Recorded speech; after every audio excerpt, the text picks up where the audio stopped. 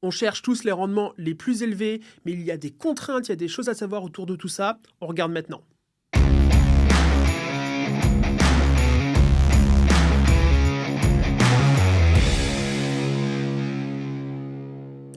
Je vous propose du coup qu'on balaye ensemble en détail 5 investissements qu'il vous faut maîtriser, notamment si vous voulez investir en finance. Le premier d'entre eux, ça va être vraiment les ETF de façon passive. Alors qu'est-ce que c'est qu'un ETF de façon passive? C'est qu'on va mettre son argent un petit peu tous les mois en général, ce qu'on appelle du DCA, dans un ETF comme le SP500, le Nasdaq 100, un ETF Monde, peu importe. Les rendements espérés quand on va faire ça, ça va être en général entre 8 et 10% par an en moyenne. Par contre, il y a des risques, comme dans tous les investissements d'ailleurs. Pour vous donner un ordre d'idée, le TF SP500 a fait à peu près moins 35% en 2008. Donc ça veut dire qu'il y a pas mal de volatilité. Pourquoi? Parce qu'on est sur une classe d'actifs, en l'occurrence les actions SP500. Ok? Donc il y a vraiment cette notion de risque-là à avoir. Par contre, l'avantage, c'est que c'est complètement passif. Ça se programme en automatique. On lance ça, on l'oublie. Terminé. Ça ne vous prend pas de temps. C'est une excellente façon d'investir si aujourd'hui vous êtes complètement débordé. Dernier avantage, ça vous demande également zéro compétence. On le fait, c'est tout, on ne se pose pas la question, il n'y a pas de logique, il n'y a pas de stratégie au-delà de faire un truc de façon bête et méchante. On peut aller un peu plus loin, ce sera la deuxième stratégie, où on va animer nos ETF de façon un petit peu plus active. On va considérer plusieurs classes d'ETF, c'est ce qu'on appelle les portefeuilles ETF Momentum. On va avoir des ETF d'actions, SP500, Nasdaq, MSCI World, mais aussi des ETF d'obligations, les dettes en l'occurrence, des États type dette américaine ou dette européenne. Et notre but, ça va être d'animer ça. Ça nous prend 5 minutes par mois, donc on ne va pas chercher à aller plus loin. Les rendements vont quand même être plus élevés. Plutôt que de chercher du 8, 9, 10, on va plutôt être entre 12 et 15. Ça a quand même de l'historique, on parle de stratégies qui ont fait leur preuve depuis plus de 40 ans. Et en termes de compétences, on va un cran plus loin. Comptez vraiment quelques heures de formation et c'est fait. On peut toujours faire bien sûr la même optimisation fiscale, ça reste des ETF. Donc ça a le mérite d'être plus rentable, ça a le mérite aussi de limiter vos risques. Par exemple, plutôt que de faire moins 35% en 2008, ça arrive les années négatives, là on est plutôt sur du moins 6, ce qui est quand même beaucoup plus tolérable. Voilà, donc là on est vraiment quand même dans du semi-passif parce que ça prend 5, 10 minutes par mois pour quand même un gain qu'on va trouver intéressant. Troisième option, on va aller un cran plus loin en termes de complexité, de compétences et de maîtrise, et on va acheter des actions à dividendes ou des actions à capitalisation. Le but, c'est vraiment d'acheter des actions qu'on va garder dans le temps. Comme ça, ces actions, eh bien, elles vont se valoriser, elles vont nous verser des dividendes.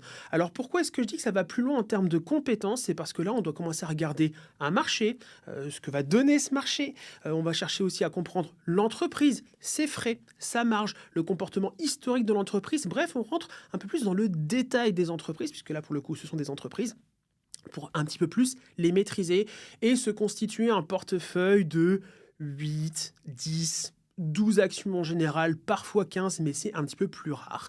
Et on va vraiment alimenter de l'argent, on va acheter de ces actions régulièrement en se posant des questions tous les 6 à 12 mois pour voir si ces actions sont aux attentes, parfois un petit peu en dessous, parfois un petit peu au-dessus, ça c'est la règle du jeu.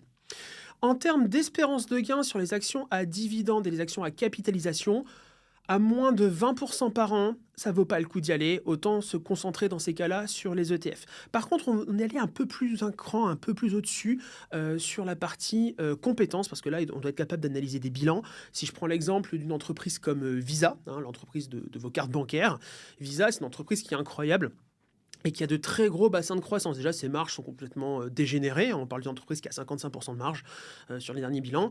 Et puis, on parle d'une entreprise qui a de grosses perspectives de croissance parce que le e-commerce grandit en moyenne de tous les ans de 10%. Et il y a également un gros bassin de croissance, notamment en Afrique subsaharienne, qui sont des pays aujourd'hui très faiblement bancarisés. On est sur à peu près 45, 50, 60% des gens qui ont une carte bancaire.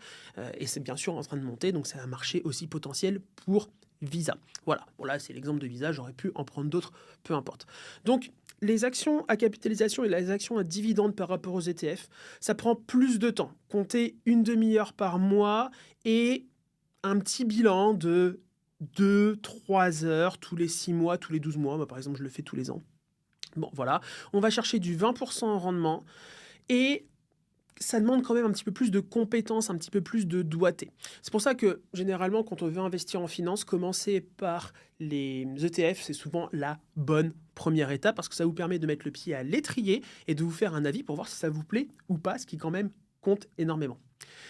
Je vais vous parler maintenant de deux autres stratégies qui, pour moi, sont un cran au-dessus. Alors, c'est pas mieux, c'est pas moins bien, c'est juste qu'on va être dans une logique semi-professionnelle, voire professionnelle.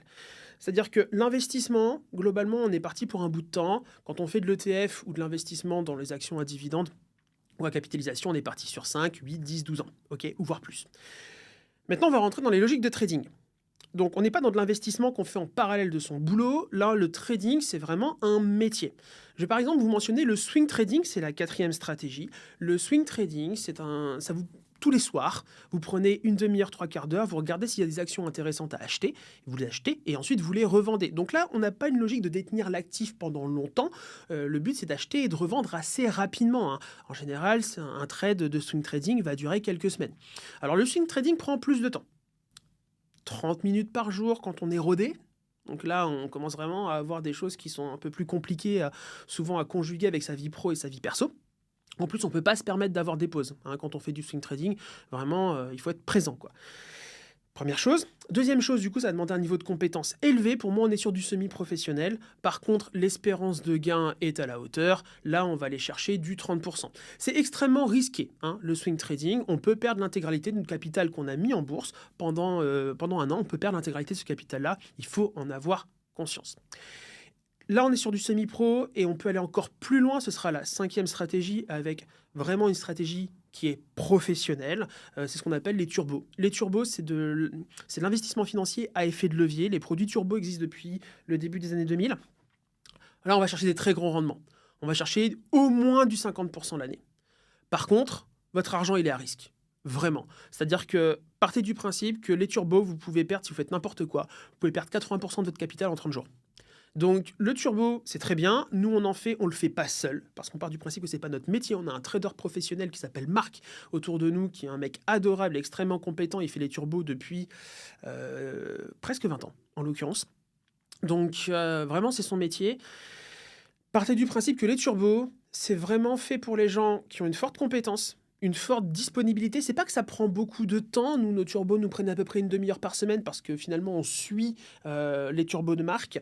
Mais c'est juste que ça demande de la réactivité, plus que du temps. C'est-à-dire qu'on a une réactivité à quelques heures. Okay, très rentable. Par contre, extrêmement risqué. On peut le faire bien sûr en nom propre, on peut le faire en société. Mais dans tous les cas, quand vous faites du turbo, faites-le avec une petite partie de votre capital. Ça sert à rien d'y aller à moins de 10 000 euros, à moins de 8-10 000 euros selon moi. Je trouve que ça vaut pas le coup parce que en plus, ce sont des investissements qui coûtent assez cher en frais. C'est très particulier les produits turbo. Mais toujours est-il que à partir de 8-10 000 euros, on peut faire des choses vraiment intéressantes. Mais ça doit représenter une petite partie de votre patrimoine parce que là, on est sur du extrêmement risqué, extrêmement rentable. Et quand on fait ça, c'est qu'en général, on va aussi chercher un petit peu on va dire l'adrénaline de l'investissement. Là, c'est les montagnes russes, hein, on va pas se mentir.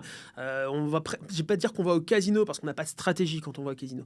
Mais là, globalement, c'est les montagnes russes. Il y a des moments ça monte très fortement, il y a des moments ça baisse. C'est émotionnellement parlant très compliqué à gérer. On pense qu'on peut le tenir, mais le vivre, c'est pas du tout la même chose. Donc voilà. Dans tous les cas, voilà, vous avez un petit tour d'horizon sur ce qu'il est possible de faire et le temps que vous avez besoin par rapport au rendement espéré et au risque que vous prenez. Également le niveau de compétence, c'est important. Souvent, c'est bien d'y aller étape par étape. Donc si dès maintenant, vous voulez commencer l'investissement en finance et prendre la première étape facile qui vous donne des résultats très rapidement pour un minimum d'effort, c'est-à-dire les ETF, en description de cette vidéo, il y a notre lien vers un dossier dédié aux ETF. Je vous invite à le télécharger, excusez-moi. Il est complètement gratuit et ça vous permettra de mettre le pied à l'étrier extrêmement rapidement.